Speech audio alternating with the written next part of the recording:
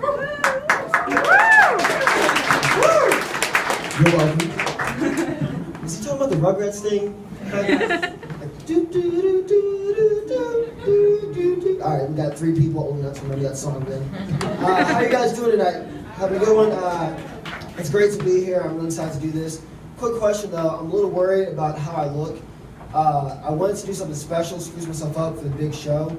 I think I went a little heavy with the spray tan. What do you guys think? I thought I was looking good, but then I couldn't get a cab to save my life. I couldn't get a cop to save my life either. It's gonna be fun. It's great to be here in Starkville. It's weird. It's my first time coming here for comedy. Last time I was here was for a Jason Mraz concert. And that's not the widest thing I'll say tonight. I went to a Brad Paisley concert a few weeks ago with my sister. No, still not the widest thing. And we got some free tickets to the show, so we went. And we noticed there are a few really big differences between like country concerts and rap concerts. First big one, when we got to the door at the country concert, they didn't like pat us down for weapons. They checked her purse for alcohol, but it's fine because I had the flask in my boot. That's it. Somebody marked that down. 1 minute in, widest thing we'll say all night. So that was one big difference. Another difference between country shows and rap shows is that the country shows start on time. You go to a rap concert that says it started at 8 o'clock, it'll be 9:30 before somebody comes out, and then it's just one of the bartenders doing karaoke until Rick James, whoever gets there. But the Brad Paisley show, that ticket said 7:30. At 7:30, they were out there rocking. My sister was really surprised. She said, "Wow, white people don't waste any time." Another big difference is that at country shows, people aren't usually making surprised exclamations about white people. What else was different? We heard the N-word a lot less. I'm not saying we didn't hear it. I'm saying it was a lot less. We did a few David Allan Coe covers, so gotta drop those in there. In contrast to that show, a couple years ago I went to a Waka Flocka concert. I'm gauging the audience. I'm going to say about 42% of you know who Waka Flocka is. He's a very energetic rapper from Atlanta. I went to his concert in Oxford, and afterwards they had like a meet and greet thing. You go up there, get a picture with him, a CD and a t-shirt. I was like, absolutely, I'll do that. So I'm standing in line. I'm wearing this Minnesota Timberwolves flat bill because you can't go to a rap concert and not wear a flat bill. It's like actually against the law. And so I get up there to meet him, I shake his hand, I post a picture like, hey, it's great to meet you, it was an awesome show. He sees my hat, he's like, oh man, dude, the Timberwolves, that's my team, bro, I love them. Now I'm in a bit of a dilemma because I don't know anything about that team. I don't want to lie to Waka Flocka because he could kill me. I don't want to embarrass myself either by not knowing anything about them. So I'm like, oh yeah, they're cool, you know. I'm real like nonchalant Fonzie about it. White thing number 4. Yeah, man, they're cool, you know, all right. He's like, hey man, who's that forward they signed last week? It's like, let me stop you right there, Mr. Flocka.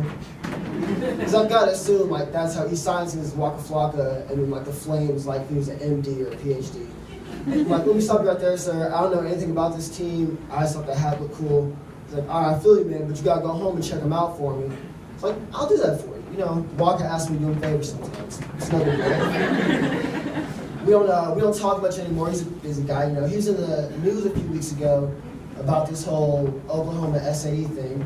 I'm sure you all know what I'm talking about. They're like doing their songs about building tree houses or something. But Waka Flocka was supposed to do a concert at Oklahoma, but he canceled the concert like in protest of what happened. I really don't see why everybody was so surprised about that. It was a fraternity in Oklahoma. In Oklahoma. I'm not saying Oklahoma is racist, but Oklahoma. I mean, it's basically Alabama with less national championships. So, Oklahoma, where they separate everything but church and state.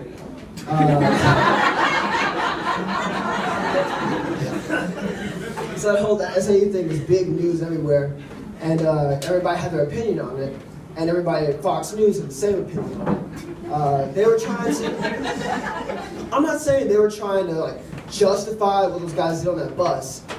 But they were trying to justify what those guys did on that bus. They're like, why are we really surprised that these kids are using this word? I mean, they hear it every day from all these famous rap stars. You can't be surprised if a bunch of white kids start using the same words.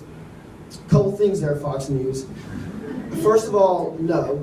There's a big difference between going hard in the paint with us and hanging us from trees. Like that's not my kind of night out on the town. I know I live in this city, but that's not what I'm with. Second of all, I've seen American Psycho like 20 times. But if I hacked up my boss, stabbed a homeless man, and then ate a prostitute, you'd be surprised. Like you wouldn't be like, oh, that one's just seen too many Christian Bale flicks. You can't really be surprised that when the media is giving him this is what he does. It was crazy. Reading the room, I think you guys are a fan of the racial material, so keep that going. That's all I got going for me. I have a girlfriend. She's here, and she is white, if you couldn't see. And we were standing in line for a show a few weeks ago, and there was a guy behind us that started talking to us, which is something that can happen if you go out in public, which is why I try not to do that. And we were making conversation back and forth with him. And he just kind of stopped, had my beard, he just kind of looked at us. He's like, you guys are together, aren't you? Like, yeah, we are. It's like, that's really nice to see that down here. It's a white guy, by the way. It's really nice to see that, down here we've progressed to where we can see people of different colors and creeds come together in relationships. Which I guess, yeah, it's nice in a sense, but the way he said it is like he was, commending us, congratulating us for our goodwill efforts to fix race relations, we were ambassadors from the UN, you know what I'm saying, Africa and Europe, and we're just here to, fight racism, like we're Jehovah's Witnesses going door to door. Have you heard the good news about integration? I don't know, it was just weird, but I kind of nodded and smiled, and I turned away, hoping I'd be the end of it. And he just kept on talking, and he decided he wanted to start talking about politics. And he asked me how I felt about Obama lately. I told him the truth. I was like, I'm not a huge fan. And he was like, oh, are you, Mike's better now. He's like, oh, are you wishing you hadn't voted for him? I said, no, I'm not wishing that because I didn't vote for him. And he just from 0 to 100, really calm and really angry. You didn't vote for him, but you're old enough to vote. Yes, I am. I didn't vote for him. And he was like, really, I can't believe you didn't vote for him. It's my duty to vote for this man because we have similar pigmentation. And it was it's weird. It's if I got angry at somebody of German descent for not supporting Hitler. I realize when I say that out loud that it sounds like I'm comparing Obama to Hitler. Well, okay, moving on. It's weird. Back when Obama, was first getting really big, people used to always tell me that I looked like him. They'd call me Barack, and I didn't like it. And it wasn't a political thing at all. It just really made me. It hurt. It made me think about the day when I ran for class president and I didn't win. It hurt because I was the only one that ran. It really hurt because I was homeschooled. And my parents didn't know. It was worse. They picked me last for basketball too. That was rough. Oh man. So, but I was talking with my dad. He likes to talk about politics some, which I don't, as I've said. But I ran into this group of college libertarians one day, and I talked with them for a while. Yeah, all right, right on. We the people. And so I went home. I told my dad, I was like, hey, I talked to this group of guys that are libertarians, and he got real serious. He was like, son, I'm glad you're branching out and trying to learn new things, but you want to be careful with that group of people. Which is a weird thing for a black man to say.